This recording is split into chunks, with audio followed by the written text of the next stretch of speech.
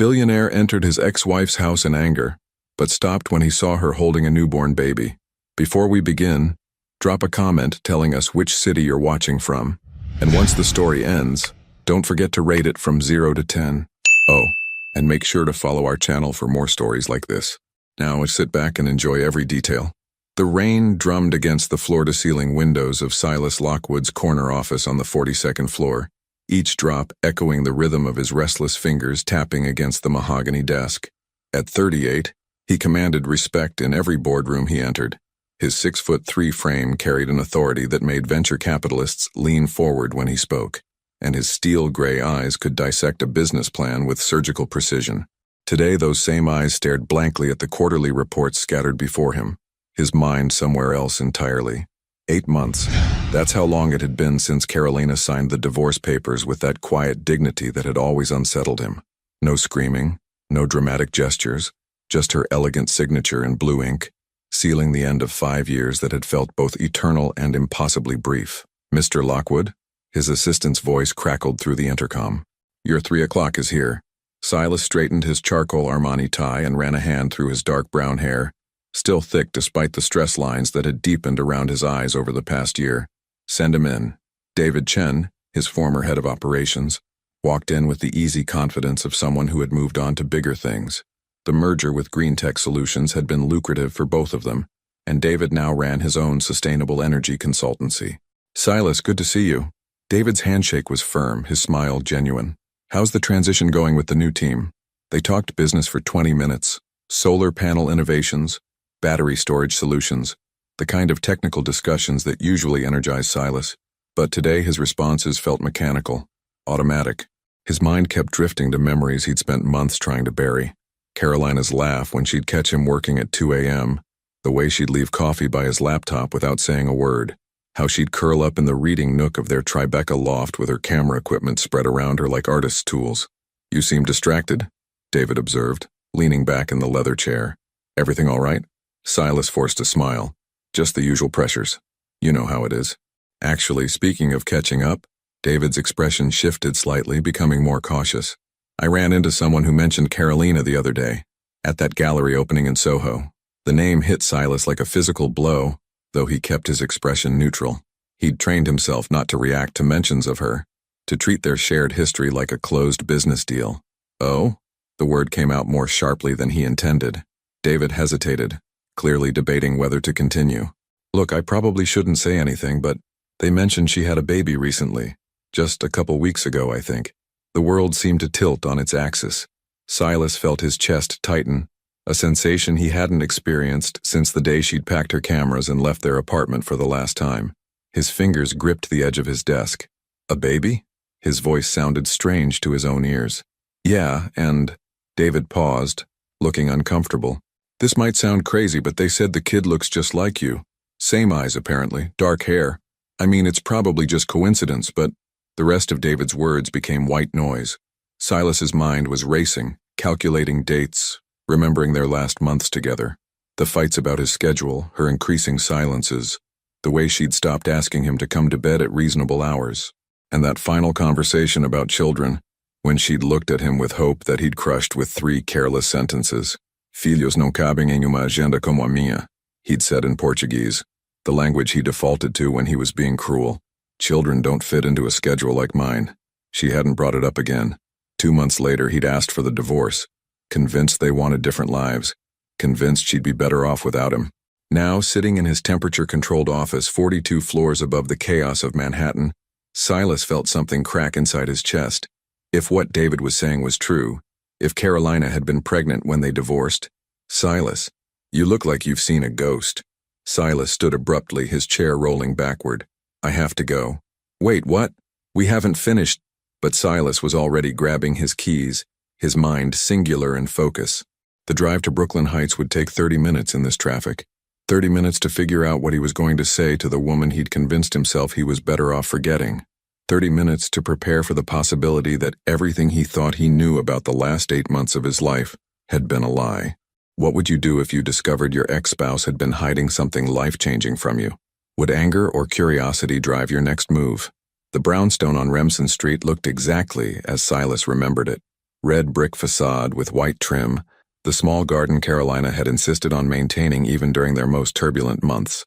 His hands trembled slightly as he parked his black Tesla against the curb, the engine's silence somehow more deafening than the thunderous beating of his heart. Through the October drizzle, he could see warm light spilling from the living room windows of the ground-floor apartment they'd shared for 3 years before moving to Manhattan. She'd kept the place, he realized. Their sanctuary, where she used to develop film in the converted closet and where he'd learned to make her grandmother's Portuguese coffee on lazy Sunday mornings. Silas sat in the driver's seat for a full minute, his knuckles white against the steering wheel. Anger coursed through his veins. Hot, righteous fury at being deceived, at being robbed of choices he didn't even know he'd had. But underneath the anger was something more complex, more frightening, a desperate need to know the truth. The rain had softened to a mist by the time he reached her door. His finger hovered over the familiar brass doorbell, the one that still bore the tiny dent from when they'd moved in their oversized couch. He could hear his own breathing, sharp and uneven. Instead of ringing, he knocked. 3 deliberate raps that echoed in the evening quiet. Footsteps approached, slower than he remembered, more careful. The door opened, and time seemed to suspend itself. Carolina stood before him, and for a moment Silas forgot how to breathe. She was thinner than before, her cheekbones more pronounced beneath alabaster skin that had lost some of its luminous glow. Her auburn hair, once always perfectly styled, was pulled back in a messy bun secured with what looked like a pencil. Dark circles shadowed her green eyes, those same eyes that had once looked at him like he could move mountains. She wore an oversized gray sweater that hung loosely on her frame and black leggings, her feet bare despite the October chill. There was something fragile about her appearance, but her spine remained straight, her chin lifted with that quiet strength he'd never been able to break. Silas. Her voice was barely above a whisper, but it carried no surprise, as if she'd been expecting this moment. "We need to talk." She stepped aside without a word, and he entered the apartment that had once been their shared world. The familiar scent hit him immediately, vanilla and darkroom chemicals, the combination that had always been uniquely Carolina. But now there was something else, something new, the clean, powdery smell of baby products. The living room had been transformed. Gone was the sleek modern furniture they'd chosen together. In its place sat a comfortable navy blue sofa with soft throws draped over the arms, a wooden coffee table scattered with what looked like parenting books, and in the corner, a white bassinet with delicate mesh sides. Silas's eyes fixed on the bassinet, his breath catching in his throat. "He's sleeping," Carolina said quietly, following his gaze. "He finally went down about 20 minutes ago." "He? A son. How long have you known?" Silas's voice came out harsher than he intended, the businessman in him demanding facts before emotions could cloud his judgment. Carolina moved to the couch, settling into the corner where she'd always curled up with her editing equipment. She looked exhausted in a way that went beyond simple tiredness, the bone-deep weariness of someone carrying too much alone. "About the baby? Or about you finding out? Don't play games with me, Carolina. You know what I'm asking." She was quiet for a long moment, her hands clasped in her lap. When she finally spoke, her voice was steady but soft. "I found out I was pregnant 2 weeks after you asked for the divorce. The papers were already drawn up. You'd made it clear what you wanted. And you decided to just not tell me. I decided to survive." The words came out with surprising firmness. "You told me children didn't fit into your schedule, Silas. You made that abundantly clear." He began to pace, the familiar restless energy that had driven him to build an empire now turning inward, eating at him. "That's not the point. This isn't about schedules or timing. This is about honesty, about giving me a choice." "What choice?" Carolina's laugh was hollow, devoid of humor. "The choice to feel obligated? To resent us both? To fit us into your calendar between board meetings? You don't get to make those decisions for me." His voice echoed in the quiet apartment, and from the bassinet came a small, startled cry. Carolina was on her feet instantly, moving with the fluid grace of new motherhood toward the sound. Silas watched, frozen, as she lifted a tiny bundle wrapped in a soft blue blanket. The baby's cry softened immediately upon contact with his mother, but Silas could see a small fist waving in the air, and when Carolina turned slightly, he caught his first clear glimpse of the child's face. The world stopped. The baby had his eyes, not just the color but the shape, the way they seemed to take in everything with serious intensity. His hair was dark, almost black, with the same slight wave that Silas had inherited from his Portuguese grandfather.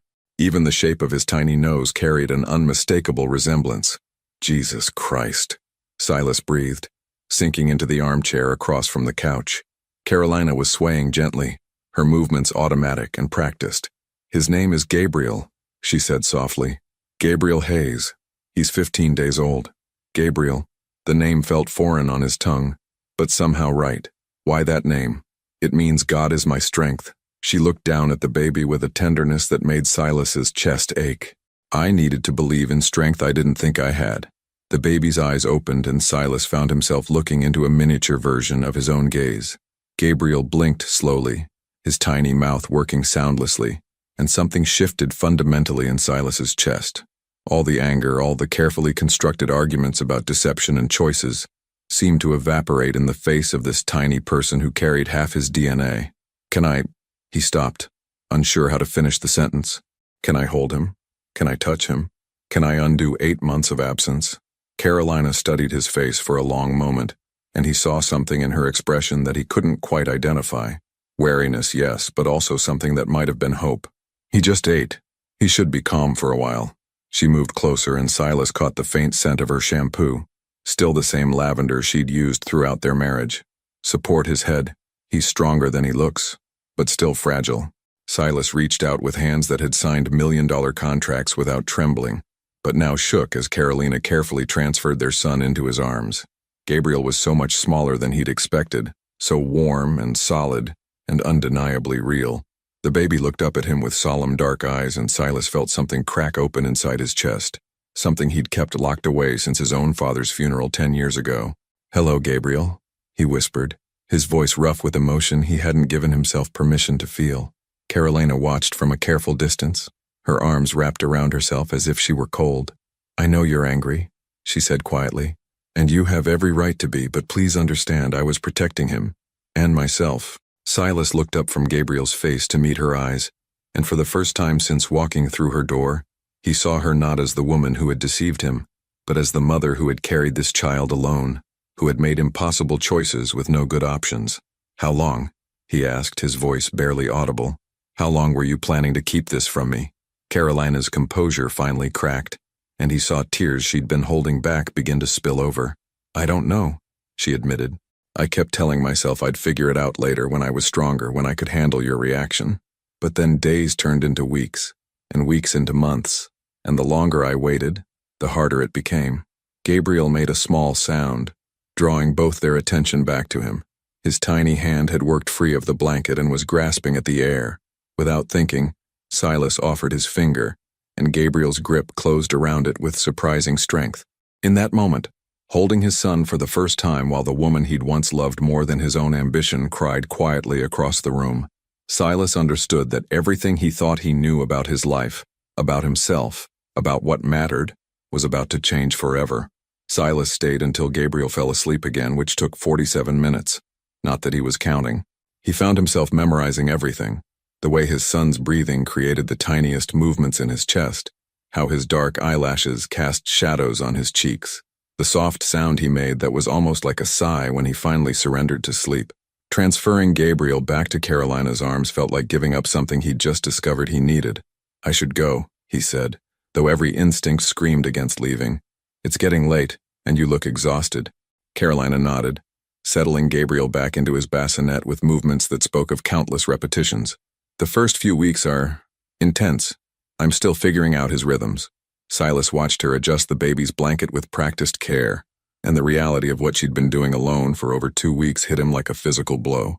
While he'd been attending board meetings and closing deals, she'd been learning to be a mother with no support system, no partner to share the overwhelming responsibility of keeping this tiny person alive and thriving.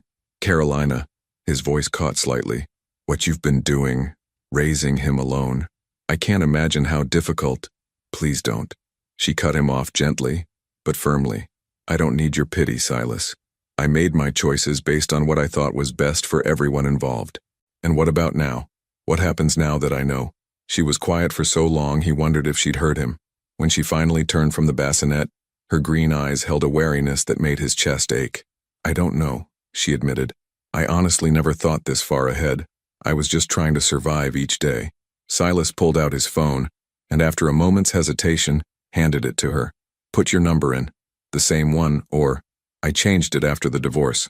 She took the phone, her fingers moving quickly across the screen. I needed a fresh start. A fresh start that hadn't included him. The words stung more than they should have. When she handed his phone back, their fingers brushed briefly, and he felt the same electric jolt that had always existed between them. From her sharp intake of breath, he knew she'd felt it too. I'll call you tomorrow, he said, sliding the phone back into his jacket pocket. We need to talk about everything. Support, schedules, how this is going to work. Silas.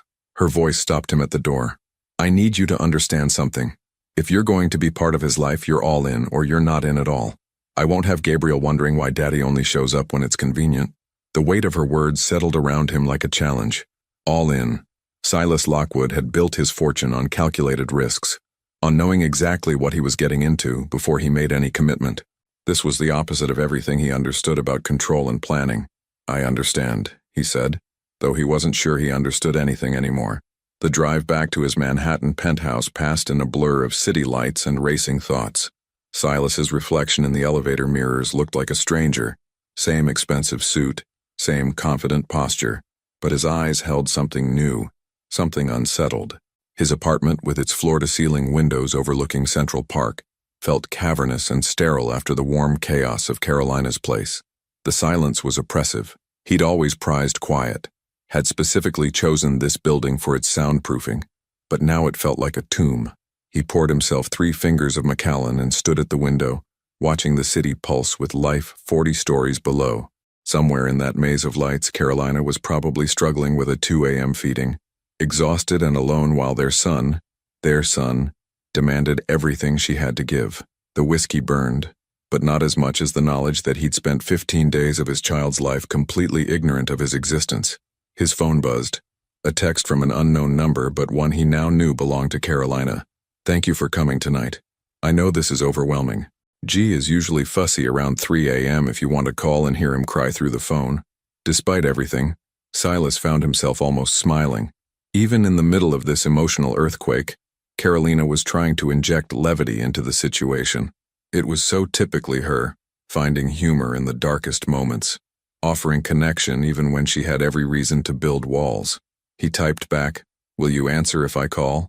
Her response came quickly, "Probably. I don't sleep much these days anyway." At 3:17 a.m., his phone rang. Gabriel's cries filled the line before Carolina even said hello, the sound of pure infant outrage that somehow reached into Silas's chest and twisted something he didn't know was there. Right on schedule, Carolina's voice came through, slightly breathless. "He's got your punctuality." "What do you do?" Silas asked, settling into his leather chair. "When he cries like that?" "Everything," she laughed, but it sounded tired. "Check his diaper, try feeding him. Walk around the apartment singing off-key lullabies. Sometimes he just needs to know someone's there." Silas could hear her moving around, the soft shush-shush sounds she was making to comfort Gabriel. "Are you walking with him now?" We're doing laps around the living room. I've probably walked 3 miles tonight just in this apartment." "Sing to him." "What?" "You said you sing to him. I want to hear." There was a pause, and Gabriel's cries softened slightly. Then, barely audible through the phone, came Carolina's voice singing a Portuguese lullaby Silas recognized from his childhood. His grandmother had sung the same song to him during the rare nights she'd babysat while his parents worked late.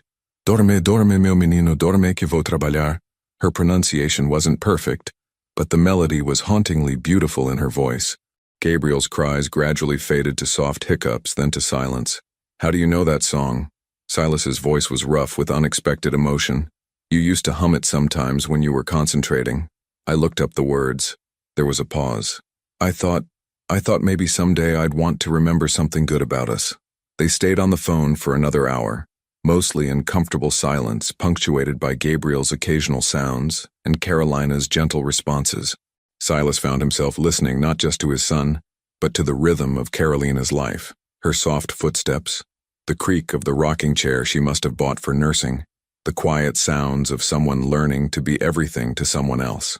"Carolina," he said finally, when Gabriel had been quiet for several minutes. "I want to help, really help, not just write checks. I want to learn how to do what you're doing." Another long pause. "It's It's not easy, Silas. It's not something you can master with strategy and determination. Some nights I have no idea what I'm doing. Some days I cry as much as he does. Then let me not know what I'm doing with you. The words surprised him as much as they seemed to surprise her. He'd built his entire adult life around competence, around being the expert in every room he entered. The idea of deliberately entering territory where he would be fumbling and uncertain was terrifying and oddly liberating. "I'll think about it," she said quietly. "This is all so new, and I'm still figuring out how to protect him, how to protect myself, from me, from hoping for things that might not last." After they hung up, Silas sat in his chair until dawn broke over the Manhattan skyline, thinking about hope and protection, about the woman who'd once believed he could be more than he'd proven himself to be, and about the son who represented a chance at becoming someone he'd never imagined he could be. When his alarm went off at 6 a.m., he was already awake, already planning to do something he'd never done in 15 years of running his company, rearrange his entire schedule around something that had nothing to do with profit margins and everything to do with a 15-day-old boy who had inherited his eyes and his mother's stubborn chin. 3 days later, Silas stood outside Carolina's door at 7 a.m., holding 2 large coffee cups and a bag of fresh bagels from the bakery she'd always loved in their neighborhood. He'd canceled a breakfast meeting with potential investors from Singapore, a decision that would have been unthinkable a week ago. Carolina answered on the second knock, wearing the same oversized sweater from their first encounter but with different leggings, her auburn hair pulled back in a ponytail that had seen better days. Her eyes were rimmed with exhaustion, but she managed a small smile when she saw the coffee. "You remembered my order," she said, accepting the cup with both hands like it was a lifeline. "Oat milk latte, extra shot, no sugar. Some things don't change." He followed her inside, noting the subtle differences since his last visit. Baby clothes hung on a drying rack near the window, and the coffee table was scattered with thank you cards, probably from friends who'd sent gifts for Gabriel. "How was last night?" "Better, actually. He only woke up twice instead of every hour." Carolina settled into her corner of the couch, cradling the coffee. "I'm starting to think he was just testing me those first 2 weeks. Smart kid. Too smart. He definitely got that from you." They fell into an easy rhythm over the next hour. Gabriel woke up fussy, and Carolina showed Silas how to check his diaper, how to support his neck during changes, how to read the different pitches of his cries. Silas's hands, so steady when signing contracts worth millions, shook slightly as he fastened the tiny diaper tabs. "You're overthinking it," Carolina observed, watching him struggle with the baby's outfit. "He's not going to break. He's so small. He's actually big for his gestational age. 8 pounds, 2 ounces at birth." Pride crept into her voice. "The doctor said he's developing beautifully." "You did this alone," Silas said quietly, finally managing to get Gabriel's arms through the sleeves of a soft blue onesie. "The whole pregnancy, the birth, everything." Carolina was quiet for a moment, her fingers trailing over Gabriel's dark hair. "Not completely alone. I had Dr. Martinez. She's wonderful. And Mrs. Chen from upstairs brought me groceries when I was too tired to shop. People were kind.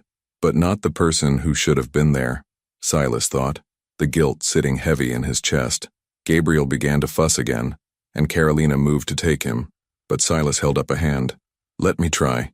He lifted Gabriel carefully, remembering how Carolina had shown him to support the head, and began the swaying motion he'd watched her do. Gabriel's cries softened to hiccups, then to silence as he settled against Silas's chest. "He likes you," Carolina said, and there was something in her voice. Surprise, maybe, or cautious hope. "He's probably just tired of your singing." That earned him a genuine laugh, the first real one he'd heard from her since their divorce. The sound hit him with unexpected force, reminding him of lazy Sunday mornings when making her laugh had been his favorite accomplishment. His phone buzzed, then again. Then began a steady stream of notifications that made Carolina raise an eyebrow. "I should probably—" He started to reach for it, then stopped. "Actually, no. Whatever it is can wait." Silas Lockwood ignoring his phone. "I never thought I'd see the day." "Yeah, well, things change." The phone continued buzzing insistently. Carolina glanced at it, then at Gabriel sleeping peacefully in Silas's arms. "You can check it. I know how important your work is. Not more important than this." The words hung in the air between them, loaded with everything they'd never been able to say during their marriage. Carolina looked away first, but not before he caught something vulnerable in her expression. "I should go," he said reluctantly when Gabriel had been asleep for 20 minutes. But I'd like to come back tomorrow if that's okay. What about your meetings? Your board calls? I'm learning to delegate. That afternoon, Silas sat in his office across from his assistant, Melissa, and his head of operations, watching their carefully controlled expressions as he outlined his new schedule requirements. So you want to block out mornings 3 days a week, indefinitely? Melissa's pen hovered over her planner. That's correct. For personal commitments? Yes. And the Yamamoto deal? The Tokyo trip next week? Postpone it. Send Jonathan instead. His head of operations, Robert, cleared his throat. Silas, with all due respect, the investors are expecting you personally. This deal could set us up for the next 5 years of expansion in Asia. Then it will wait until I can make it work with my other priorities. What other priorities? Robert's confusion was evident. This is completely unlike you. Silas looked out his window toward Brooklyn, where Carolina was probably preparing for another sleepless night with their son. I became a father, Robert. My priorities have shifted. The silence in the room was deafening. You became a father? Melissa's voice was carefully neutral, but he could see her mind racing through the implications for his calendar, his travel schedule, his entire way of life. 2.5 weeks ago, his name is Gabriel. Congratulations, Robert said slowly. I had no idea you were. Is there someone we should be sending flowers to? A partner we should know about? It's complicated. Silas stood, signaling the end of the discussion. Just make the schedule work, please. And Robert, clear my calendar for tomorrow afternoon. I want to research pediatricians in Brooklyn Heights. That evening, Silas found himself in territory he'd never imagined exploring. Online forums for new fathers. His laptop was open to tabs about infant sleep schedules, postpartum depression warning signs, and something called the 4th trimester that apparently applied to mothers after birth. He was deep into an article about bonding with newborns when his phone rang. Carolina's number. Is everything okay? He won't stop crying. Her voice was strained, barely audible over Gabriel's wails. It's been 2 hours, Silas. I've tried everything, and he just won't stop. I'm coming over. You don't have to. I'm already in the car.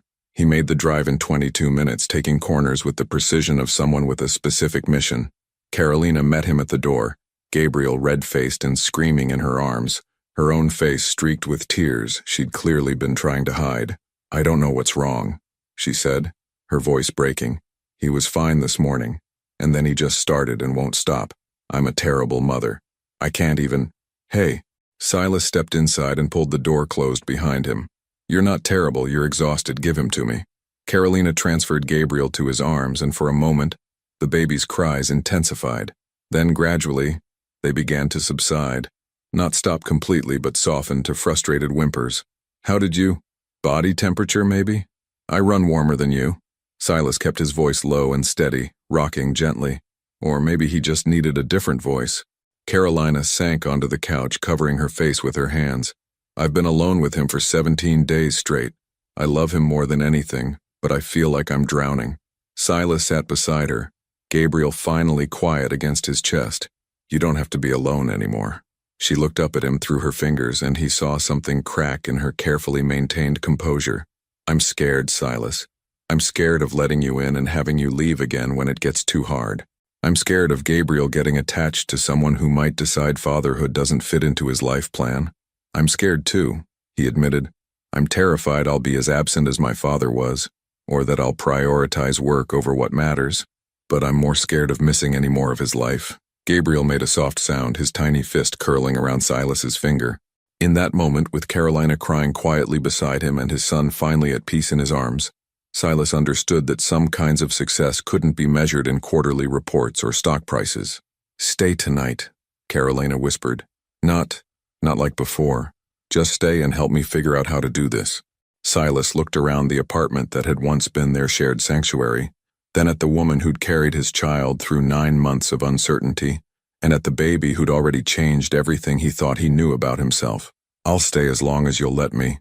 Silas woke up on Carolina's couch at 5:47 a.m. to the sound of Gabriel's first stirrings of the day, not quite crying yet, but the soft grunts and movements that preceded his morning demands.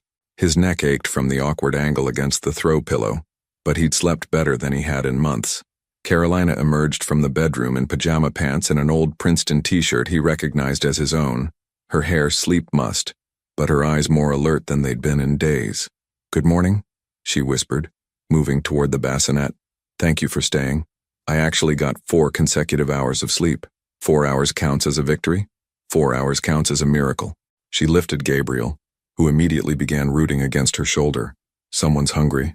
Silas watched as she settled into the rocking chair he'd noticed during his first visit, Gabriel latching on with the fierce determination of someone who knew exactly what he wanted. There was something about the quiet intimacy of the moment that made his chest tight, not with jealousy, but with a profound sense of having missed something irreplaceable. I can make coffee, he offered, standing to work the kinks out of his spine. That would be amazing. Everything's in the same place as before. As he moved around Carolina's kitchen, muscle memory took over. He found her favorite mug in the cabinet to the left of the stove, remembered she kept the oat milk on the door of the refrigerator, knew without looking that she'd have exactly 3 types of coffee beans in labeled containers near the espresso machine he'd bought her for Christmas 3 years ago. It was unsettling how easily he slipped back into the rhythms of their shared life, as if the divorce had been a temporary interruption, rather than what he'd convinced himself was a permanent ending. Silas? Carolina's voice carried a note of hesitation. There's something I need to tell you. Something I probably should have mentioned earlier. He paused in his coffee preparation, every instinct suddenly on alert. What is it? My sister called yesterday. Vivian. She adjusted Gabriel slightly, not meeting his eyes. She's flying in from Los Angeles tomorrow. She doesn't know about you being back in the picture. Vivian, Carolina's older sister, the successful entertainment lawyer who'd never hidden her disapproval of their relationship. She'd been vocal about her belief that Silas was too self-absorbed to make Carolina happy, and their divorce had only confirmed her worst suspicions. What does she know? Everything about the pregnancy and Gabriel. Nothing about you finding out. Carolina finally looked at him. She's been my main support system through all of this. She took time off work to come help when I was in my 3rd trimester, and she's planning to stay for a week to help me adjust. Silas continued making coffee, processing this information. You told your sister about Gabriel, but not me. That's not fair, and you know it. Do I? He turned to face her, and she could see the hurt he was trying to control. Help me understand the logic, Carolina. Your sister, who lives 3,000 miles away, gets to know about my son from the beginning, but I find out by accident 8 months later. Vivian didn't ask me to prioritize my career over starting a family, Carolina said quietly, but there was steel in her voice. She didn't tell me children were an inconvenience that didn't fit into her schedule. The words hit him like a physical blow, all the more painful because they were accurate. Gabriel made a soft sound, and Carolina's attention immediately shifted back to him, leaving Silas standing in the kitchen, feeling like an outsider in what should have been his family. His phone buzzed. A text from Melissa. Emergency board meeting moved to 10 a.m. Yamamoto threatening to pull out if you don't personally address their concerns by Friday. For the first time in his career, Silas looked at an urgent business message and felt nothing but irritation. I have to go, he said, though everything in him wanted to stay and work through this new landmine. But we need to talk about how to handle your sister's visit. There's nothing to handle. You don't owe Vivian anything, and she doesn't get to dictate how we navigate this. And what exactly are we navigating, Carolina? Because I'm still not clear on what this is. She was quiet for a long moment, focused on Gabriel, who had finished nursing and was making the drowsy faces that preceded his morning nap. I don't know, she admitted finally. I'm making this up as I go along. The emergency board meeting was a disaster of epic proportions. Silas's attention kept drifting to his phone, wondering if Carolina needed help with Gabriel, if their conversation about her sister had left things in a worse place than before. When Yamamoto's representatives expressed concerns about his commitment to the expansion timeline, he found himself giving answers that were technically correct, but lacked his usual passionate conviction. Are you feeling all right? Robert asked afterward, following Silas to his office. You seemed, distracted. I'm fine. Because if there are personal issues affecting your performance, we should discuss contingency plans. Silas stopped walking and turned to face his head of operations. Contingency plans? Look, I know this father thing is new territory for you, but we can't afford to lose focus right now. The company has obligations to investors, employees, stakeholders. The company will be fine, Robert. Will it? Because you've canceled or postponed 3 major meetings this week, you're blocking out random hours for personal appointments, and today you looked like you'd rather be anywhere else. The accusation stung because it contained enough truth to be dangerous. Silas had spent 15 years building his reputation on total dedication, on being the person who never let personal concerns interfere with business objectives. Now, for the first time, something else was competing for his attention. "I'm still the same person who built this company from nothing," he said carefully. "1 week of adjustment doesn't erase 15 years of results. I hope you're right. Because if Yamamoto walks, we're looking at a potential 20% revenue drop for next quarter." After Robert left, Silas stood at his window overlooking the city, thinking about priorities and obligations, about the weight of other people's expectations versus the pull of something he was only beginning to understand. His phone rang. "Carolina, is this a bad time?" "Never." The word came out before he could think about it. "Gabriel's been fussy all afternoon and I think he might be getting sick. His temperature is slightly elevated and he's not eating as much as usual." There was worry in her voice, the kind of parental anxiety he was beginning to recognize. "I called the pediatrician, but they can't see us until tomorrow. What can I do?" "Nothing, probably. I wanted someone to know, in case I'm overreacting or underreacting. I don't have experience with sick babies. I'm coming over." "Silas, you don't have to. I'm already leaving." He hung up and grabbed his jacket, pausing only to tell Melissa he was done for the day. As the elevator descended toward the parking garage, he caught his reflection in the polished doors and realized he looked different somehow, less sharp around the edges, more human. The drive to Brooklyn Heights felt longer than usual, every red light an unnecessary delay between him and his family. His family.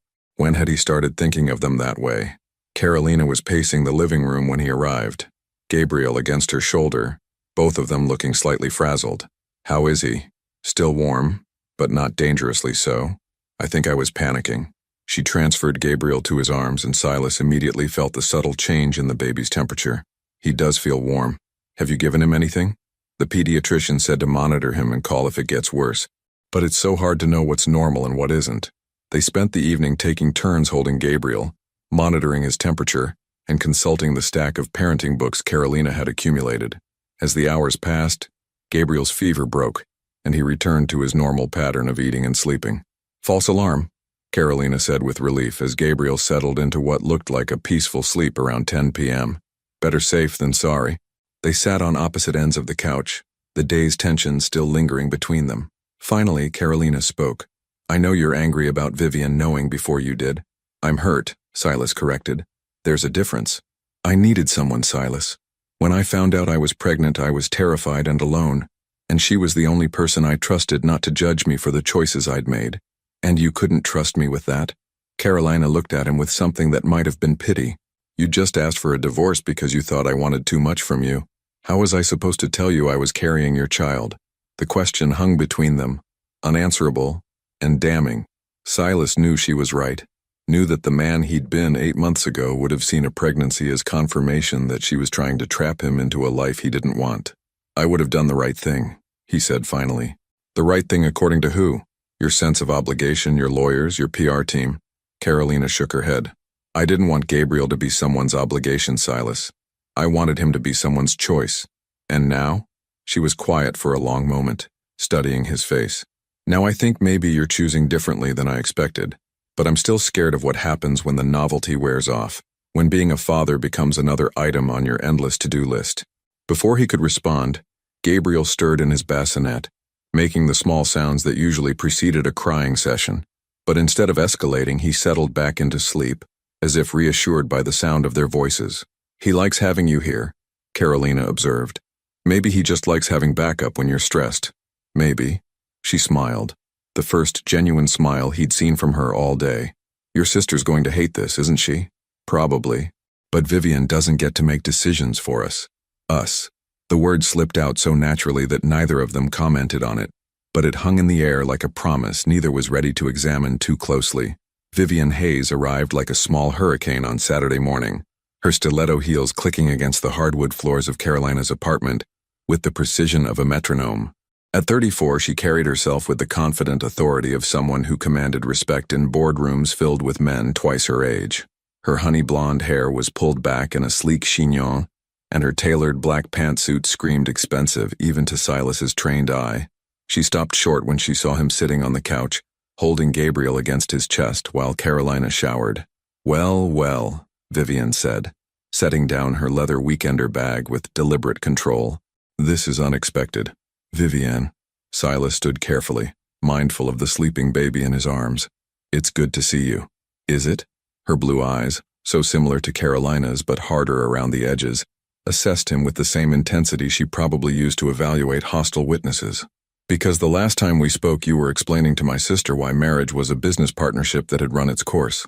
Gabriel stirred at the sound of raised voices, and Silas automatically began the gentle swaying motion he'd learned over the past week. The gesture wasn't lost on Vivian, whose expression shifted slightly from outright hostility to cautious curiosity. "He's beautiful," she said, her voice softening despite herself. "He looks just like you did as a baby. You remember what I looked like as a baby? Carolina showed me pictures once, when she was still foolish enough to think you might want a family someday." The words hit their mark, but before Silas could respond, Carolina emerged from the bedroom, her hair still damp, wearing jeans and a soft purple sweater that brought out the green in her eyes. "Viv," she crossed to her sister, embracing her carefully to avoid disturbing Gabriel. "I'm so glad you're here." "Of course I'm here, though apparently there have been some developments you failed to mention in our phone calls." Carolina glanced at Silas and he could see her weighing her words. "It's complicated. I'm sure it is." Vivian removed her jacket, revealing a silk blouse that probably cost more than most people's monthly rent. "Why don't you start with how long this has been going on?" 5 days, Silas answered before Carolina could speak. "I found out about Gabriel 5 days ago." Vivian's perfectly sculpted eyebrows rose nearly to her hairline. "You didn't know? For 3 weeks you didn't know you had a son? For 8 months I didn't know." The silence that followed was deafening. Vivian looked from Silas to Carolina, her lawyer's mind clearly racing through the implications. "Carolina Isabel Hayes," she said finally, using the full name that meant Carolina was in serious trouble. "Are you telling me you've been a single mother for 3 weeks, struggling on your own while your child's father was completely unaware of his existence?" "It wasn't that simple." "It sounds exactly that simple. You had his baby and didn't tell him." Vivian's voice carried the kind of courtroom authority that made opposing counsel nervous. "What were you thinking?" "I was thinking about protecting my son," Carolina said, her own temper beginning to flare. "And myself." "By lying?" "By surviving." Gabriel began to fuss, picking up on the tension in the room. Silas bounced him gently, making soft shushing sounds that seemed to work better than they had any right to. "He's good with him," Vivian observed, almost reluctantly. "He's learning," Carolina said, accepting Gabriel from Silas's arms as the baby's fussing escalated toward real crying. "We both are." Vivian watched her sister settle into the familiar routine of checking diaper, offering food, finding the right position for comfort. "And what exactly is this?" she asked, gesturing between Silas and Carolina. "Are you back together? Co-parenting? What's the arrangement?" "We don't have an arrangement," Silas said. "We're figuring it out as we go." "That's not an answer." "It's the only answer we have right now." Vivian studied him with the same intensity she probably brought to cross-examinations. "You know, I spent most of Carolina's marriage waiting for you to break her heart. When you finally did, I was almost relieved because at least the waiting was over." "Vivian," Carolina started. "No, let me finish." Her sister held up a hand. "I watched her make herself smaller to fit into your life. I watched her give up photography assignments because they conflicted with your schedule. I watched her stop talking about the things she wanted because you'd made it clear they weren't priorities." Each word was a precisely aimed arrow, and Silas felt them hit their marks. "You're right. Am I? Because if I'm right, then what are you doing here now? What's different?" Silas looked at Gabriel, now content in Carolina's arms, then at Carolina herself, who was watching him with an expression he couldn't quite read. "Everything," he said simply. "Everything is different." "That's not enough," Vivian said. "Different how? Different why? What happens when your board of directors decides they need you in Tokyo for 6 weeks? What happens when Gabriel gets sick in the middle of your biggest deal of the year? What happens when being a father stops feeling like an exciting new project and starts feeling like work?" The questions hung in the air like accusations, each one highlighting the uncertainty that had been gnawing at him since that first night. Silas realized that Vivian wasn't just being protective. She was voicing every fear Carolina had been too careful to express directly. "I don't know," he admitted. "I wish I could give you guarantees, but I can't. All I can tell you is that I want to be here. I want to learn how to be the father Gabriel deserves and the partner Carolina needed me to be before. Partner? Vivian's eyebrows rose again. Are we talking about romantic reconciliation or just co-parenting? We're talking about taking things one day at a time, Carolina interjected firmly, and not making any decisions based on pressure from well-meaning family members. I'm not well-meaning, Vivian said with a slight smile. I'm aggressively protective, there's a difference. Despite the tension, Silas found himself almost smiling. He'd forgotten how much Vivian's brutal honesty had occasionally amused him during their marriage, even when it was directed at his shortcomings. Fair enough, he said. For what it's worth, I'm glad Carolina has someone looking out for her interests. She's always needed someone to look out for her interests. She's too generous for her own good. Vivian's gaze softened as she looked at her sister. And too forgiving. Maybe, Carolina said. Or maybe I'm just tired of carrying anger around like a badge of honor. The comment was clearly directed at Vivian, who had the grace to look slightly chastened. Look, Silas said, checking his watch. I should probably give you two some time to catch up. I'll come by tomorrow morning if that's okay. Actually, Carolina said, shifting Gabriel to her shoulder. Why don't you stay for lunch? I was going to order from that Thai place Viv likes. And Gabriel's been sleeping better when there are more people around. Silas looked at Vivian, who was studying her sister's face with the intensity of someone reading between very important lines. If I'm not intruding, he said carefully. Oh, you're definitely intruding, Vivian said with a smile that was almost warm. But apparently that's what family does. The word family settled over the room like a tentative blessing, acknowledged but not yet fully claimed by any of them. Gabriel chose that moment to let out a perfectly timed burp that made all three adults laugh, breaking the last of the tension. Well, Vivian said, reaching for her purse, if we're doing this, I'm buying lunch. And wine. Definitely wine. I'm nursing, Carolina reminded her. The wine is for me. And possibly for him, she added, nodding toward Silas, depending on how many more uncomfortable questions I decide to ask. As Vivian pulled out her phone to place the food order, Silas caught Carolina's eye. She mouthed, "Thank you," at him, and he understood she wasn't just talking about staying for lunch.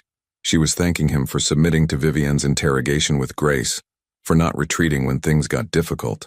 For the first time since Gabriel's existence had turned his world upside down, Silas felt like maybe he was getting something right.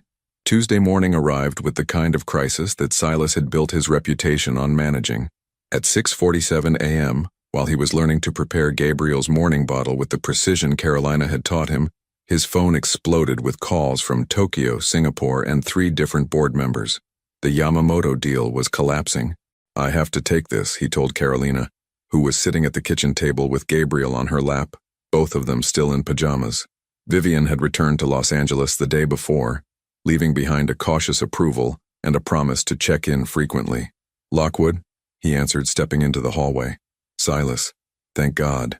Robert's voice was tight with stress. Yamamoto's pulling out. Completely. They're saying our lack of commitment to the timeline demonstrates fundamental incompatibility with their business philosophy. What timeline? We agreed to the December milestones, which require your personal presence in Tokyo next week, the week you said you couldn't travel. Silas closed his eyes, feeling the familiar weight of competing obligations. Through the thin walls, he could hear Gabriel beginning to fuss, and Carolina's soft voice trying to soothe him. Find an alternative. Send the full executive team. Offer video conferences. They want you, Silas, specifically you. It's about respect, about showing that this partnership matters enough for the CEO to be physically present. How long? Minimum 10 days. Possibly 12 if we want to salvage the subsidiary agreements. 10 to 12 days. Gabriel was barely 6 weeks old. Carolina was still exhausted, still learning, still struggling with the overwhelming reality of new motherhood, and he was being asked to disappear to the other side of the world for nearly 2 weeks. I'll call you back in an hour, he said, ending the call before Robert could protest. When he returned to the kitchen, Carolina was standing at the window, bouncing Gabriel with increasingly desperate movements while he wailed inconsolably. He won't eat, she said without turning around.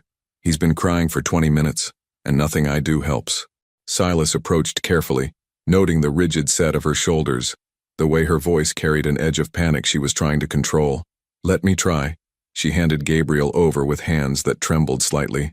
The baby's cries didn't stop immediately, But they softened as Silas settled him against his chest and began the slow, rhythmic swaying that had become second nature. "You have the magic touch," Carolina said, but there was no humor in it. "He always calms down for you. It's not magic. He just knows you're stressed." "I'm not stressed, I'm fine." "Carolina." She finally turned to face him, and he saw the exhaustion that went beyond simple tiredness.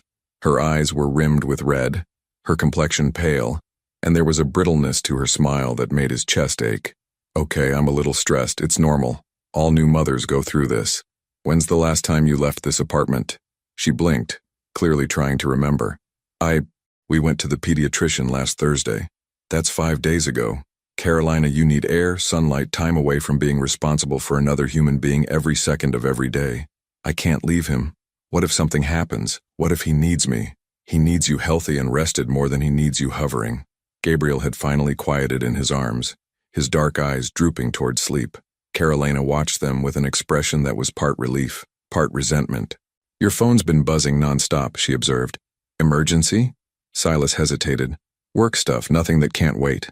"Silas," her voice held a warning. "Don't lie to me. Not about work."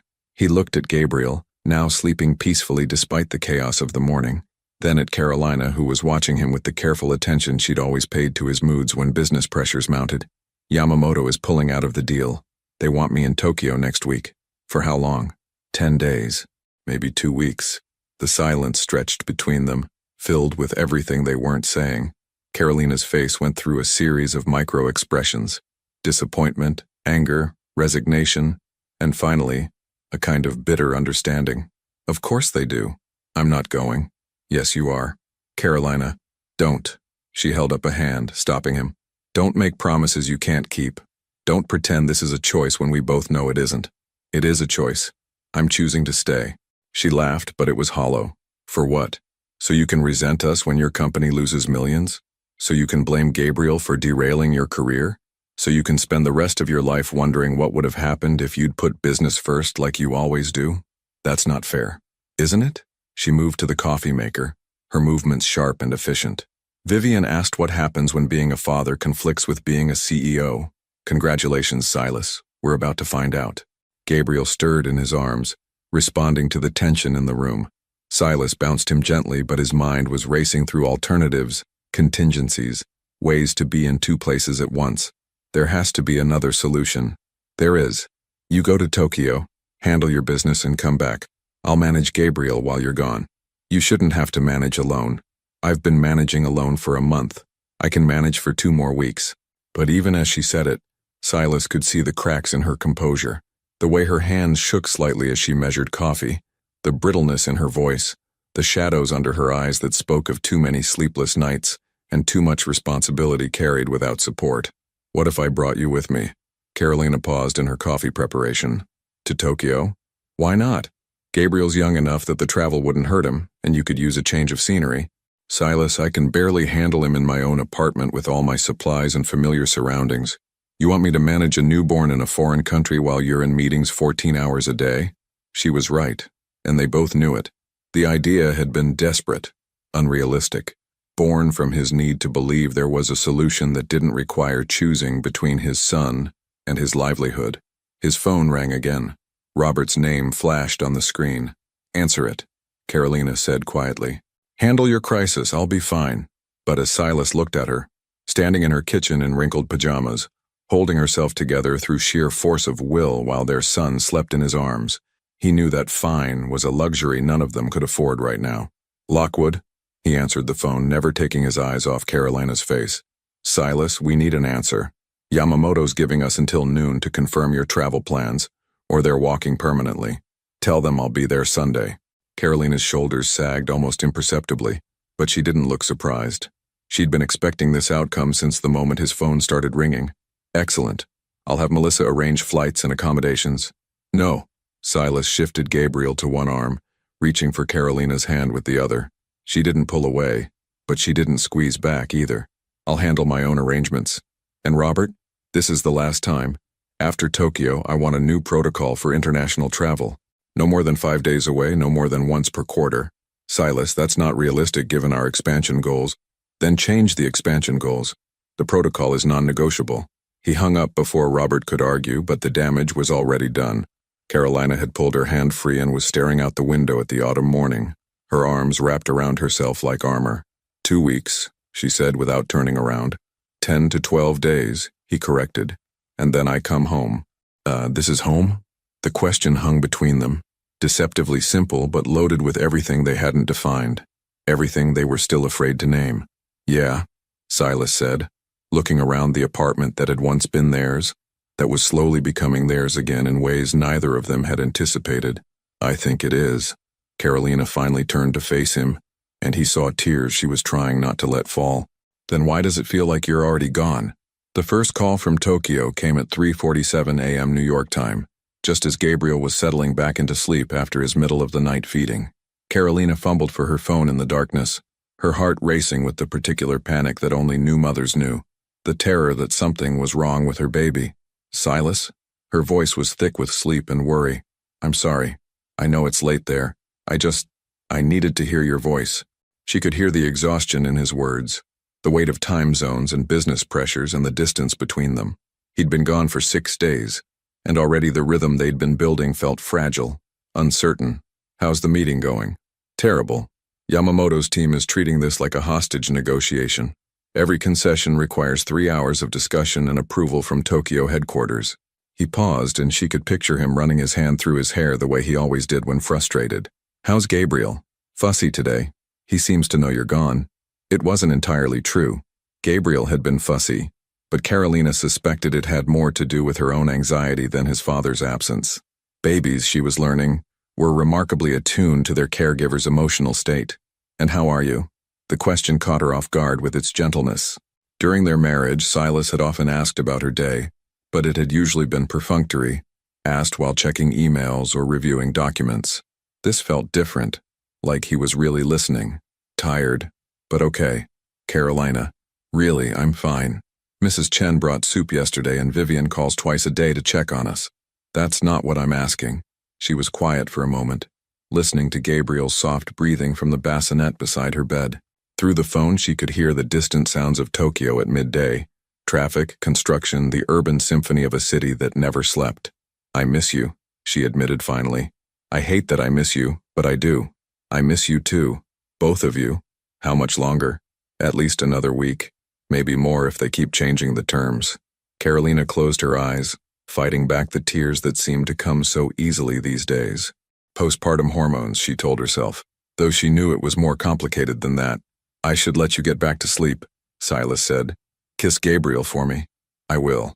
After he hung up, Carolina lay in the darkness for a long time, listening to her son breathe and trying not to think about how easily she'd slipped back into missing Silas Lockwood, how quickly she'd begun to depend on his presence, his help, his steady confidence in moments when she felt like she was drowning. By the second week, their phone calls had developed a routine. Silas would call during her evening, his early morning when Gabriel was usually having his fussiest period of the day. They'd talk through feeding schedules and sleep patterns, share stories about their respective days, maintain the illusion of shared parenting across 12 time zones. But the strain was showing. The deal's falling apart, Silas told her on Thursday night, his voice hollow with exhaustion. Yamamoto wants to restructure the entire partnership model. We might be looking at another few days of negotiations. Another few days? Carolina was walking laps around her living room, Gabriel crying inconsolably against her shoulder. Silas, it's been 8 days already. I can't. I need help. Real help, not just phone calls. I know. I'm trying to find a way to cut this short. Are you? Because from here it sounds like you're doing exactly what you've always done, prioritizing business over everything else. The words came out harsher than she'd intended, fueled by 8 days of single parenting and the growing certainty that nothing had really changed between them. That's not fair, Carolina. Isn't it? You said 10 to 12 days maximum. It's been 8 days, and now you're talking about extending further. The deal is worth $40 million. And Gabriel is worth what exactly? What's your son worth on your balance sheet, Silas? The silence on the other end of the line was deafening. Gabriel's cries intensified, as if he could sense the tension even through her attempt to keep her voice level. I'm coming home, Silas said finally. No, you're not. You're going to stay and close your deal because that's who you are. That's who you've always been. Carolina, listen to me. I have to go. Gabriel needs me. She hung up before he could respond, immediately regretting the harshness of her words but unable to take them back. Gabriel was screaming now, his face red with infant rage, and she felt her own composure cracking. "I'm sorry," she whispered to him, settling into the rocking chair. "Mommy's just tired, and scared, and angry at your daddy for being exactly who I knew he was." The next morning brought an unexpected knock at her door. Carolina opened it to find a woman in her 50s with kind eyes and graying brown hair, pulled back in a neat bun. "Ms. Hayes? I'm Margaret Riley. Mr. Lockwood hired me to help with the baby." Carolina stared at her, Gabriel fussing in her arms. "He hired you? I'm a postpartum doula. I specialize in supporting new mothers during the transition period." Margaret held up a bag that clearly contained baby supplies. "Mr. Lockwood was very specific about your needs. He said you've been managing alone and could use some experienced help. I didn't ask for help." "No, but your partner did. And from what I can see, you need it." Carolina looked down at herself. Wrinkled clothes, unwashed hair, the kind of exhaustion that went bone deep. Gabriel chose that moment to let out a particularly pitiful wail. "May I?" Margaret held out her arms, and Carolina found herself handing over her son before she'd consciously decided to trust this stranger. Gabriel's cries softened almost immediately. Margaret bounced him with the easy confidence of someone who'd soothed thousands of babies, her movements economical and effective. "Better?" she murmured to Gabriel, then looked at Carolina. "When's the last time you had a proper meal? Or a shower longer than 5 minutes?" I don't remember." "Right. Here's what's going to happen. I'm going to watch Gabriel while you take a long hot shower. Then you're going to eat something that doesn't come from a can or a delivery bag. Then you're going to sleep for 4 consecutive hours while I handle baby duty. I can't just leave him with a stranger. I'm not a stranger. I'm a professional with 15 years of experience and references from over 200 families." Margaret's voice was gentle but firm. "Your partner flew me here from Chicago because he's worried about you. Because he loves you both and wants to make sure you're taken care of while he handles his business obligations." The phrase business obligations stung, but Carolina was too tired to argue, and Gabriel was completely calm in Margaret's arms, looking up at her with the serious expression he usually reserved for studying interesting ceiling patterns. 4 hours? Carolina asked tentatively. 4 hours minimum. Go shower. I'll be here when you get out. The shower was a revelation. Hot water, solitude, time to think without the constant background soundtrack of Gabriel's needs. When she emerged, she could hear Margaret talking softly to Gabriel in the living room, her voice carrying the easy rhythm of someone comfortable with infant conversation. Carolina found them on the couch, Gabriel wide awake and alert, Margaret reading to him from a book of nursery rhymes as if he could understand every word. "He likes stories," Margaret observed without looking up. "Very attentive for his age. He gets that from his father. Silas has always been able to focus intensely on whatever interests him." "And what interests Mr. Lockwood these days?" Carolina settled into the chair across from them, feeling more human than she had in days. "I thought it was Gabriel and me, but this week has reminded me that business will always come first." Margaret looked at her with the knowing expression of someone who'd seen this dynamic play out many times before. "He hired me at 2 a.m. Tokyo time, woke up a placement agency, paid premium rates for immediate service, and had me on a plane within 6 hours. That doesn't sound like someone putting business first. He's guilty. There's a difference." "Is there?" Because the man I spoke to sounded like someone desperate to take care of his family from 3,000 miles away. Before Carolina could respond, her phone rang. Silas's name flashed on the screen. She hesitated, then answered. "Hello. How's Margaret? Is she helping?" Yes, she's wonderful, thank you. You sound better. I had a shower, and 4 hours of sleep. Luxury beyond measure." "Carolina, about last night. You don't have to explain. I know how important the deal is." "No, you don't understand. I'm at the airport. I'm coming home." She felt her heart skip. "What about Yamamoto?" "I sent Robert and the full team to finish negotiations. The deal will either close without me or it won't. But I'm not missing another day of Gabriel's life for a contract signature." Carolina looked at Margaret, who was pretending not to listen while continuing to read nursery rhymes to Gabriel. "Silas, you don't have to." "Yes, I do. You were right. I am who I've always been. But maybe it's time to decide who I want to be instead." Through the phone, she could hear airport announcements, the bustle of travelers heading to destinations around the world. And in the middle of it all, Silas Lockwood was choosing to come home. "What time does your flight land?" "Tomorrow morning. Early. We'll be here." Both of you? Carolina looked at Gabriel, now sleeping peacefully in Margaret's experienced arms, and felt something shift in her chest. Not forgiveness exactly, but hope. The dangerous, fragile kind of hope she'd been trying not to feel. Both of us, she confirmed. Carolina, I love you. I've never stopped loving you. The words hung in the air between them across continents and time zones, carrying the weight of everything they'd lost and everything they might still have a chance to rebuild. I love you too, she whispered. Come home, Silas. Just come home. Silas arrived at Carolina's door at 6:23 a.m. with 3 days of stubble, wrinkled clothes, and eyes that carried the exhaustion of someone who'd spent 14 hours on airplanes thinking about everything he'd almost lost. Carolina opened the door in her robe, Gabriel against her shoulder, both of them backlit by the soft morning light filtering through the apartment windows. For a moment, they just looked at each other, two people who'd been married for 5 years, divorced for 8 months, and parents together for exactly 5 weeks. You look terrible, Carolina said softly, but there was warmth in her voice. You look beautiful. She did. Even exhausted, even in her ratty bathrobe with her hair in a messy bun, she looked like everything he'd been trying to get back to for the past 2 weeks. Come in, she said, stepping aside. Gabriel's been waiting for you.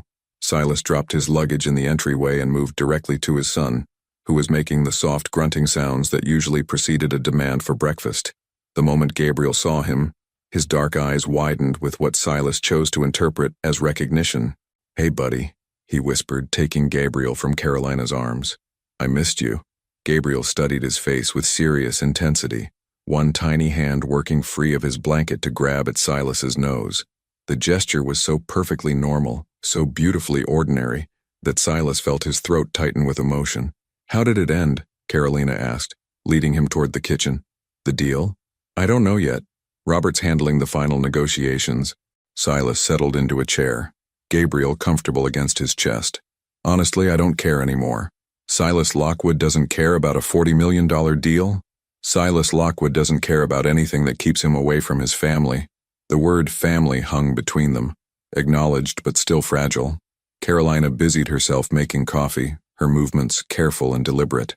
Margaret had to leave yesterday, she said, but she left detailed notes about Gabriel's feeding schedule and some techniques for when he gets fussy. How are you feeling? Really? Carolina paused in her coffee preparation, considering the question. Better. Those 4 hours of sleep made a difference, and having someone tell me I wasn't completely incompetent as a mother helped too. You're not incompetent. You're amazing. I don't feel amazing. I feel like I'm making it up as I go along and hoping Gabriel doesn't notice. That's called parenting, according to every book I read on the plane. Carolina turned to look at him, surprised. You read parenting books?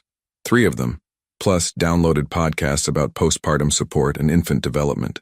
He adjusted Gabriel slightly, the baby now completely relaxed in his arms. I figured if I was going to be a father, I should probably learn how to do it properly. Something shifted in Carolina's expression, a softening around her eyes, a relaxation in her shoulders that suggested she was allowing herself to hope again. And what did you learn? That I don't know anything, that every baby is different, that the first few months are basically survival mode for everyone involved. He looked down at Gabriel, who was drifting toward sleep, and that presence matters more than perfection. Carolina poured coffee into 2 mugs, adding oat milk to his without asking how he wanted it. After 2 weeks apart, the small gesture of remembered preference felt significant. There's something I need to tell you, she said, settling into the chair across from him. About why I really didn't tell you about the pregnancy. Silas looked up from Gabriel's sleeping face, noting the careful way Carolina was holding herself, as if preparing to share something difficult. It wasn't just because you said children didn't fit your schedule, she continued. It was because of what happened after. After? The night you asked for the divorce. Do you remember what you said about children? Silas felt a chill of apprehension. The night he'd asked for the divorce was mostly a blur of anger and hurt and the terrible certainty that they wanted different things from life. Not specifically. You said that you dodged a bullet. That at least we hadn't made the mistake of having children together before we figured out we weren't compatible. Carolina's voice was steady, but he could see the pain in her eyes. You said you couldn't imagine anything worse than being tied to someone forever because of a child. The words hit him like a physical blow. He had no memory of saying them, but they sounded like something the man he'd been 8 months ago might have said in anger, in the cruel way people hurt each other when they're hurting themselves. Carolina, I was already pregnant when you said that. About 4 weeks along, though I didn't know it yet. I found out 2 weeks after our divorce was finalized. But when I did find out, all I could hear was your voice saying you couldn't imagine anything worse than being tied to me because of a child. Gabriel stirred in his arms, and Silas automatically began the gentle bouncing motion that had become second nature. But his mind was reeling with the implications of what Carolina had just revealed.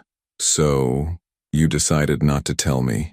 I decided to protect Gabriel from being seen as a mistake, from having a father who felt trapped by his existence.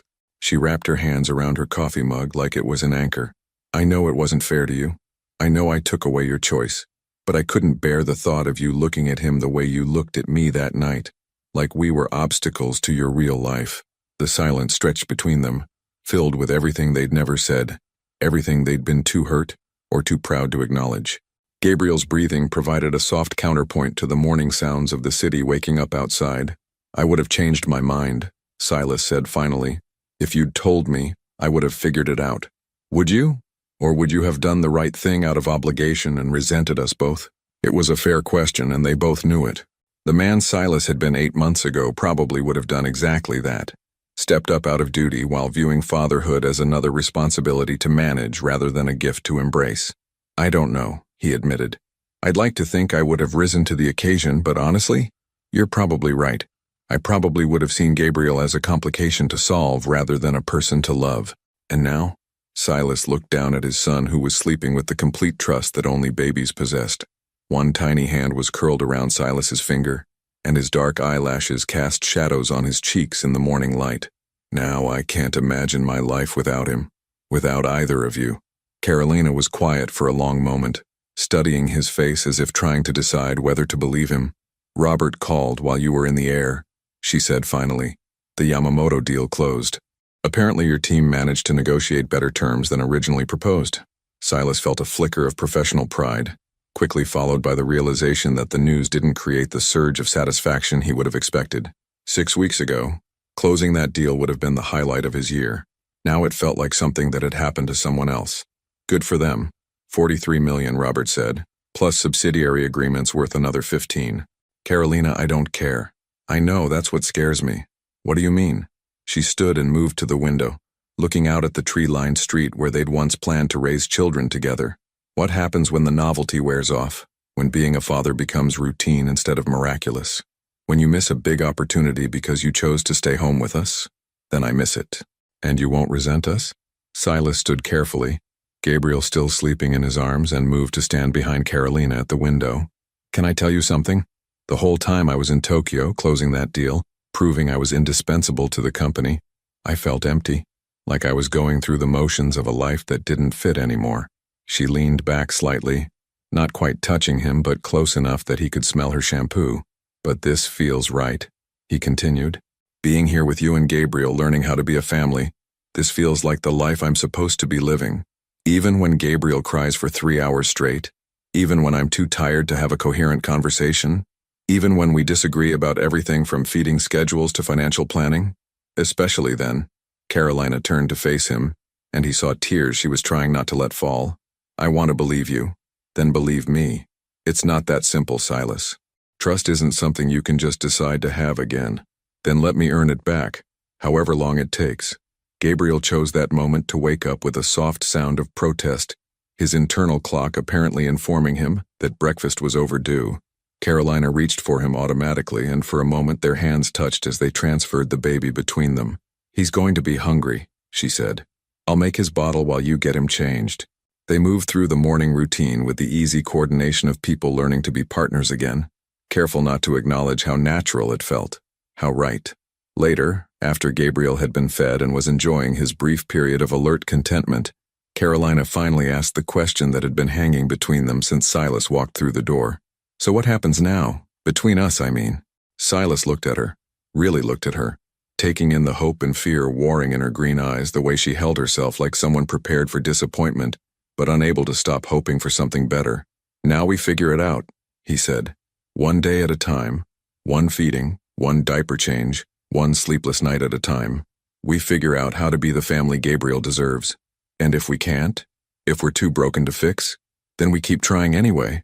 Because giving up isn't an option anymore.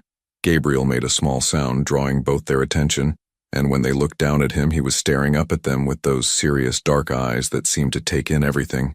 I think he approves, Carolina said softly. Smart kid.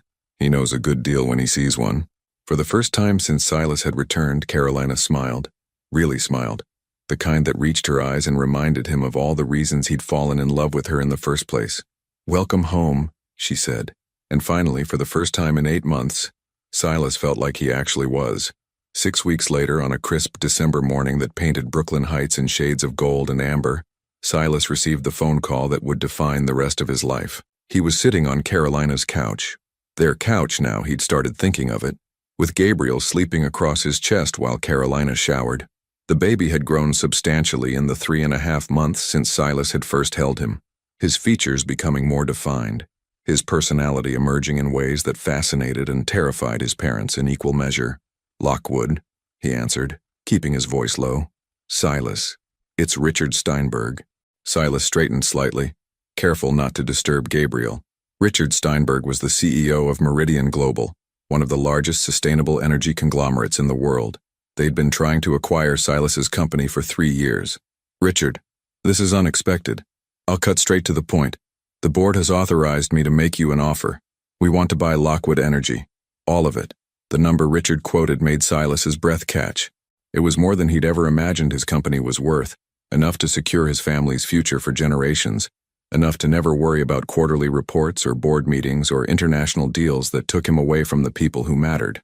That's substantial, he managed. It is. But there are conditions. We want you to stay on as division president for 5 years minimum. The transition would require significant travel, probably 60% international for the first 2 years while we integrate operations. 60% international. Gabriel stirred against his chest, making the soft sounds that usually preceded waking up. In 3.5 months, this child had become the center of Silas's universe in ways he'd never anticipated. The thought of missing 60% of Gabriel's first years felt like someone had reached into his chest and squeezed. When do you need an answer? End of business Friday. The offer expires then, permanently. Silas, this is a once-in-a-lifetime opportunity. You'd be heading up our entire North American renewable division. The impact you could have on sustainable energy policy, on climate change initiatives, it's everything you've worked toward. After Richard hung up, Silas sat in the quiet apartment, Gabriel warm and trusting against his chest, and tried to process what had just happened. The offer was everything he'd dreamed of when he'd started his company 15 years ago. It was validation, security, the chance to change the world on a scale he'd never imagined possible. It was also 3 years of missing bedtimes and first words, and the 1,000 small moments that made up a childhood. Carolina emerged from the bedroom, her hair still damp, wearing jeans and the green sweater that brought out her eyes. She looked healthier than she had in months, the shadows under her eyes finally fading, her smile coming more easily. Who was on the phone? She asked, settling beside him on the couch. Richard Steinberg, from Meridian Global. Her expression shifted, becoming more alert. The acquisition people? They made an offer. And? Silas told her about the call, watching her face carefully as he outlined the terms, the timeline, the travel requirements. She listened without interrupting, her photographer's eyes taking in details he wasn't sure he was ready to share. It's a good offer, she said finally. It's an incredible offer. But it means being away more than I'm home, missing Gabriel's first years, missing you. Carolina was quiet for a long moment, her fingers trailing over Gabriel's dark hair. This is what you've always wanted, isn't it? The chance to have real impact, to build something bigger than yourself? I thought it was. And now? Silas looked down at Gabriel, who had woken up and was staring at him with those serious dark eyes that seemed to hold entire conversations. Now I think maybe I've been chasing the wrong things. Silas. Carolina's voice carried a warning. Don't make this decision based on guilt or some romantic notion of family life. Don't turn down the opportunity of a lifetime because you think it's what I want to hear. What do you want to hear?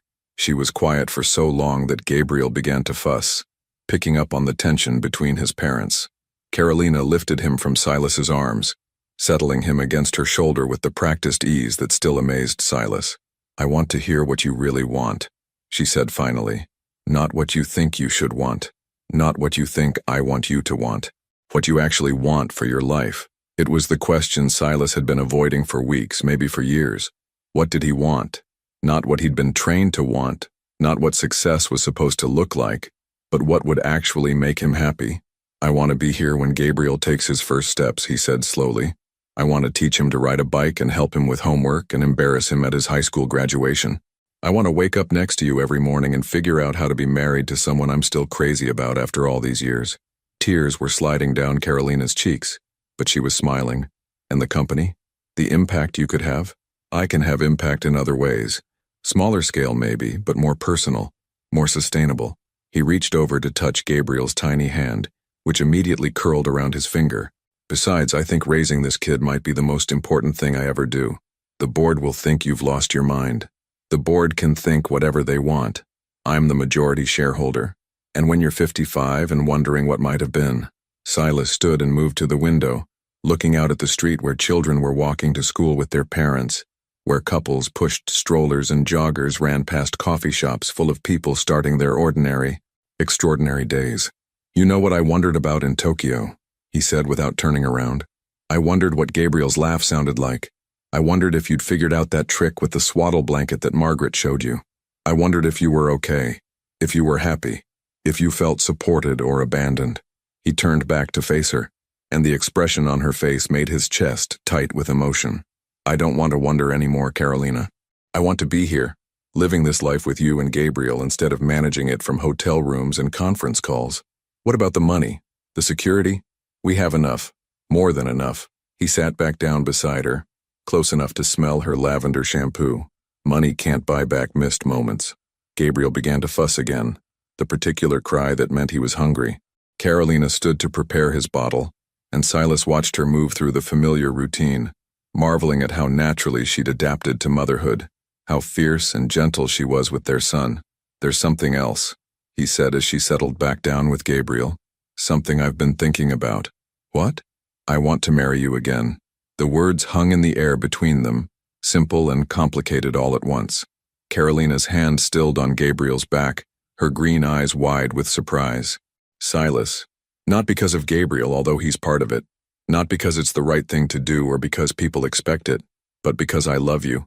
Because these past 2 months have reminded me of all the reasons I fell in love with you in the first place and all the reasons I want to spend the rest of my life proving I can be the husband you deserve. We're divorced. Legally.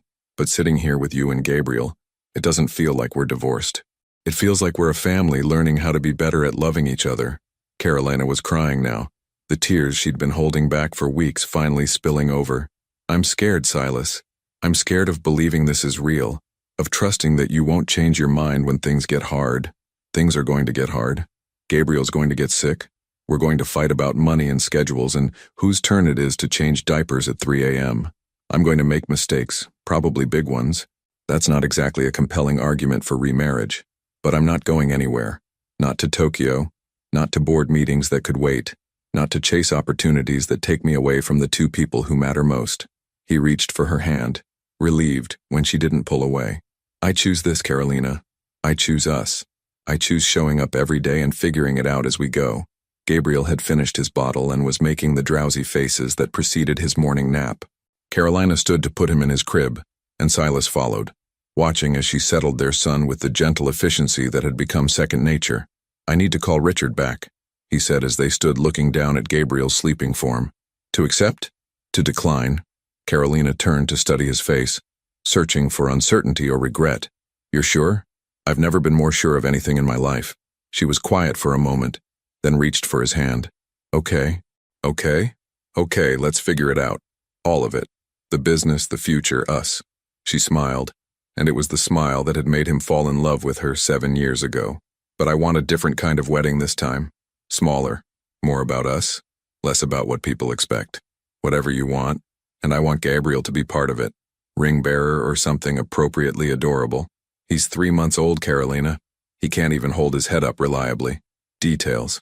Silas pulled her closer, careful not to disturb Gabriel, and kissed her forehead. I love you. Both of you.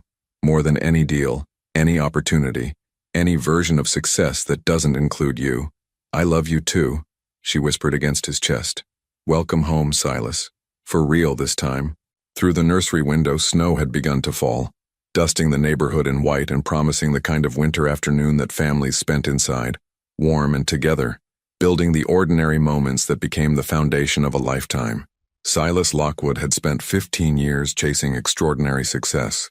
Now, standing in a converted closet that served as his son's nursery, holding the woman he'd almost lost forever, he finally understood that the most extraordinary thing he could achieve was this: a family, a home, a love that chose presence over profit, connection over conquest.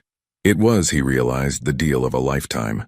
2 years later, the sound of Gabriel's laughter echoed through the backyard of their new house in Park Slope, a genuine belly laugh that could make strangers on the street stop and smile. At 2 years and 3 months, he had developed into a toddler with his father's intense curiosity and his mother's infectious joy, a combination that kept both parents simultaneously exhausted and enchanted. Carolina lowered her camera, having captured the perfect shot of Gabriel chasing soap bubbles while Silas knelt on the grass, blowing more as fast as his son could pop them. The afternoon light was golden, filtering through the maple tree they'd planted the day they'd moved in, a symbol of putting down roots, of choosing to grow something together rather than chase opportunities in distant places. "Daddy, more bubbles," Gabriel demanded, his vocabulary expanding daily in ways that continued to amaze them both. "Magic word?" Silas prompted, already reaching for the bubble solution. "Please, more bubbles, please." "Much better, buddy." Carolina smiled, watching them together. Silas had kept every promise he'd made in that snowy December 2 years ago. He'd restructured his company, focusing on local sustainable energy projects that rarely required travel beyond New York City. He'd missed exactly 3 bedtime stories in 24 months, and those had been for genuine emergencies. He'd learned to braid hair, in preparation for potential future daughters, mastered the art of toddler negotiation, and had somehow become the parent Gabriel ran to when he was hurt or scared. The transformation hadn't been without challenges. The first year of remarriage had tested them both in ways their younger selves hadn't been prepared for. Sleepless nights with a teething baby, disagreements about discipline and schedules, the delicate dance of learning to trust each other again while simultaneously learning to be parents. It had been beautiful and messy and real in ways their first marriage had never quite achieved. "Mama, look!"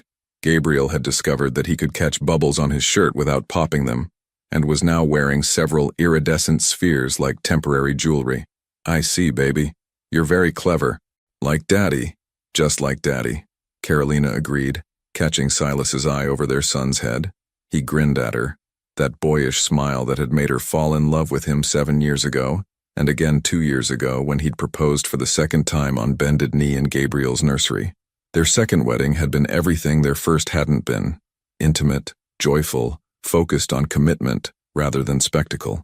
Vivian had walked Carolina down the aisle while Silas's best man held Gabriel, who had managed to stay relatively calm throughout the ceremony, despite being dressed in a tiny tuxedo that made him look like the world's most adorable miniature businessman. The business world had initially reacted to Silas's decision with a mixture of shock and pity. Turning down the Meridian deal had been seen as professional suicide, a brilliant career derailed by misplaced priorities. But Lockwood Energy had thrived under his more selective leadership, and Silas had discovered that being known as a CEO who prioritized family had actually enhanced his reputation in unexpected ways. Young talent sought out his company specifically because of his work-life balance policies, and clients appreciated dealing with someone who understood that business was ultimately about people, not just profit. "Time for lunch," Carolina announced, gathering up Gabriel's toys while he protested the end of bubble time. "5 more minutes?" Gabriel tried, having learned this negotiation tactic from watching his parents discuss everything from bedtime to vacation plans. "How about we have lunch and then Daddy reads you a story?" Gabriel considered this compromise seriously, his dark eyes, so like his father's, weighing the options. "2 stories, 1 story, Silas countered, "but I'll do the voices." "Deal." They moved inside to the kitchen Carolina had fallen in love with the moment they'd toured the house. Spacious enough for family meals, but cozy enough for intimate conversations, with windows that let in natural light perfect for her photography. She'd returned to work part-time when Gabriel turned 18 months, specializing in family portraits for couples who wanted to capture the authentic moments rather than posed perfection. As they prepared lunch together, Gabriel, helping by arranging napkins on the table with toddler precision, Carolina felt the deep contentment that had become her baseline over the past 2 years. Not constant happiness, that would have been unrealistic, but a profound sense of being exactly where she belonged, with exactly the right people. "I have news," Silas said quietly, while Gabriel was distracted by trying to fold napkins into increasingly creative shapes. "Good news or bad news? Depends on your perspective. The Times wants to do a feature story on successful CEOs who've restructured their careers around family priorities. They want to interview us." Carolina raised an eyebrow. "Us?" "They're specifically interested in our story. The divorce, the baby, the remarriage, how we've made it work." Silas helped Gabriel with a particularly stubborn napkin. "I told them I'd discuss it with you first. What do you think?" "I think if our story can help other couples figure out how to prioritize what matters, maybe it's worth sharing." Carolina considered this, watching Gabriel carefully arrange silverware with the same focused intensity Silas brought to everything he cared about. "Okay, but I get to approve the final article before it runs. Deal. And we don't do any photos with fake smiles or staged moments." "Absolutely not. And Gabriel's privacy is protected. Non-negotiable." She kissed him then in the middle of their sun-filled kitchen while their son practiced his napkin folding technique, and marveled at how natural it felt to be planning a future together, to be making decisions as partners rather than adversaries. "There's something else," she said when they separated. "What?" Carolina reached into the pocket of her jeans and pulled out a small plastic stick, placing it on the counter where only Silas could see it. His eyes widened as he registered what he was looking at, then moved to her face with an expression of wonder and joy that made her heart race. "Are you serious? 8 weeks. I wanted to be sure before I told you. Gabriel's going to be a big brother. If you're okay with that. I know we haven't talked about having more children." Silas silenced her with a kiss that lasted long enough for Gabriel to notice and wrinkle his nose in toddler disgust. "You kissing," Gabriel pronounced with authority. "You'll understand when you're older, buddy," Silas said, lifting Gabriel onto his shoulders. "How do you feel about being a big brother?" "What's a big brother?" "It means you'll have a baby sister or brother to teach things to protect and help take care of." Gabriel considered this seriously. "Like how you take care of Mama and me?" "Exactly like that." "Okay, I can do that." Carolina laughed, photographing the moment with her eyes rather than her camera. Gabriel perched on Silas's shoulders, all three of them grinning in their imperfect, beautiful kitchen, planning for a future none of them could have imagined 2 years ago. That evening, after Gabriel had been read his promised story, with voices and tucked into his toddler bed, Silas and Carolina sat on their back porch, watching the sunset paint the sky in shades of pink and gold. "Do you ever regret it?" Carolina asked, her head resting on his shoulder. "The life you gave up? The opportunities you turned down?" Silas was quiet for a moment, considering the question seriously. "Sometimes I wonder what might have been. But then Gabriel laughs, or you smile at me over coffee in the morning, or I watch you work in your darkroom, and I remember that I didn't give up a life. I chose one. Even when he throws tantrums in the grocery store? Especially then. Because even his tantrums are ours." A shooting star streaked across the darkening sky, and Carolina made a wish she didn't share aloud, that 20 years from now, they'd be sitting on this same porch, watching their children, plural now, navigate their own choices about love and work and what mattered most in life. "I love you," she said instead. "I love you too. All of you. All of us," she corrected, placing his hand on her still flat stomach where their second child was growing. Inside the house, Gabriel's voice drifted through the baby monitor as he talked himself to sleep, a stream of consciousness commentary on bubbles and napkins and the profound injustice of bedtimes. His parents smiled, listening to the soundtrack of their ordinary, extraordinary life.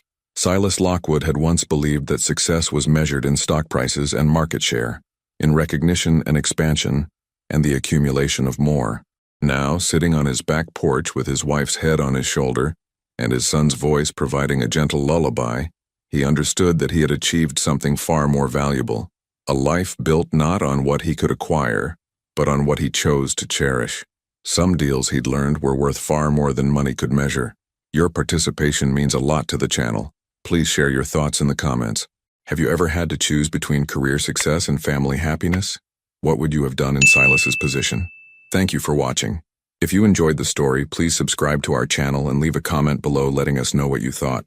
Your feedback and support mean a lot to us. Stay tuned for more exciting stories.